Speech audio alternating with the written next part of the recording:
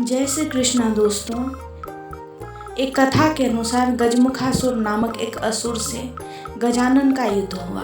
गजमुखासुर को यह वरदान प्राप्त था कि वह किसी अस्त्र से नहीं मर सकता। गणेश जी ने इसे मारने के लिए अपने एक दांत को तोड़ा और गजमुखासुर पर वार किया। गजमुखासुर इससे घबरा गया और मूषक बनकर भागने लगा।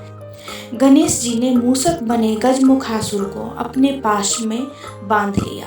गजमुखासुर गणेश जी से क्षमा मांगने लगा। गणेश जी ने गजमुखासुर को अपना वाहन बनाकर जीवन दे दिया। एक अन्य कथा का जिक्र गणेश पुराण में मिलता है, जिसके अनुसार द्वापर युग में एक बहुत ही बलवान मूषक महर्षि पराशर के आश्रम में आकर महर्षि को परेशान करने लगा। उत्पाती मूषक ने महर्षि के आश्रम के मिट्टी के बर्तन तोड़ दिए, आश्रम में रखे अनाज को नष्ट कर दिया, ऋषियों के वस्त्र और ग्रंथों को कुतर डाला। महर्षि पराशर मूषक की इस करतूत से दुखी होकर गणेश जी की शरण में गए। गणेश जी महर्षि की भक्ति से प्रसन्न हुए और उत्पाती मूषक को पकड़ने के लिए अपना पाश फेंका। पाश मूषक का पीछा करता हुआ पाताल लोक पहुंच गया और उसे बांधकर गणेश जी के सामने ले आया। गणेश जी को सामने देखकर मूषक उनकी स्तुति करने लगा।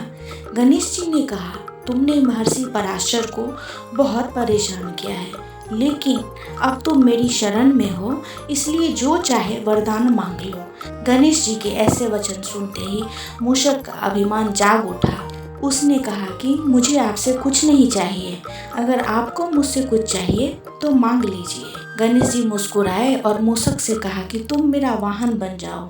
अपने अभिमान के कारण मूषक गणेश जी का वाहन बन गया, लेकिन जैसे ही गणेश जी मूषक पर चढ़े, गणेश जी के भार से वह दबने लगा। मूषक ने गणेश जी से कहा कि प्रभु, मैं आपके वजन से दबा जा रहा हूँ।